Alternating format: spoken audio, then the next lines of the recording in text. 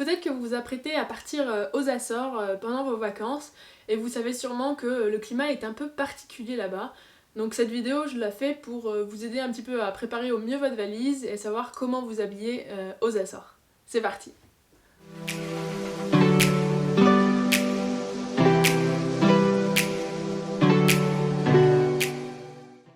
Avant de commencer, n'hésitez pas à lâcher un petit pouce bleu, vous abonner et surtout activer les notifications pour pas louper les prochaines vidéos. Donc l'archipel des Açores il est constitué de 9 îles et chaque île en fait bénéficie d'un microclimat. Donc ce qui en fait un peu la difficulté de savoir qu'est-ce qu'on amène quand on part aux Açores.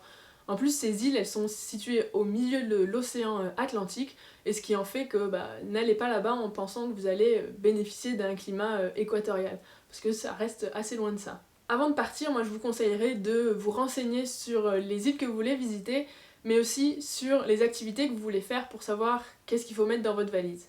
En ce qui concerne le temps aux Açores, comme je vous le disais, chaque île a un microclimat, donc c'est assez compliqué de se fier à la météo.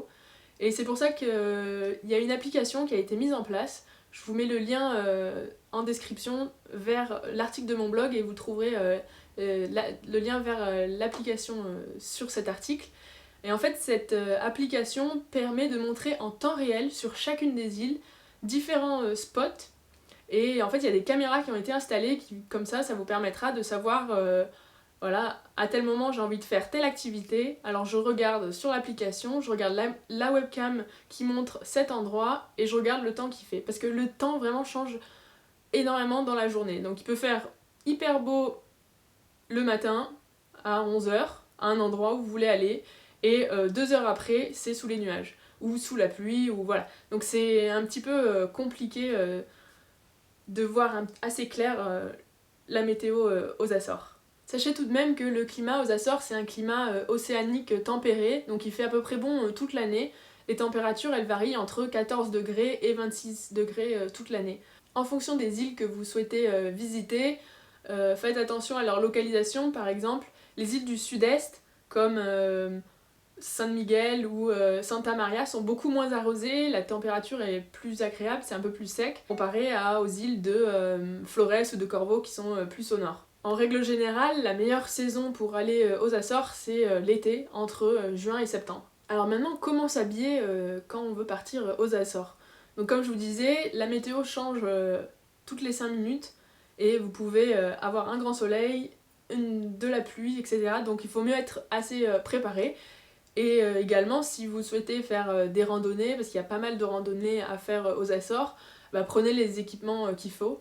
Donc pour les habits, moi je vous conseille de prendre quand même une petite doudoune, parce qu'il peut faire froid. De prendre aussi un kawaii pour la pluie, parce qu'il peut y avoir pas mal de pluie. Prenez polaire ou gros pull pour le soir. Des équipements pour aller marcher, pour le sport, si vous souhaitez faire du sport. Donc des t-shirts respirants, manches longues, manches courtes. Évidemment, prenez petite robe ou petit short, t-shirt pour la journée, quand il fait soleil, parce qu'il peut faire quand même assez chaud. N'oubliez pas le maillot de bain.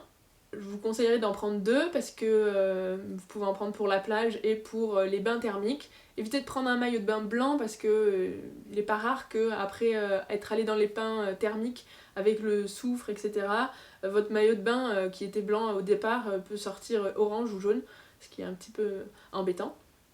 Mais sinon, prenez tout ce qui est casquette, lunettes de soleil, évidemment.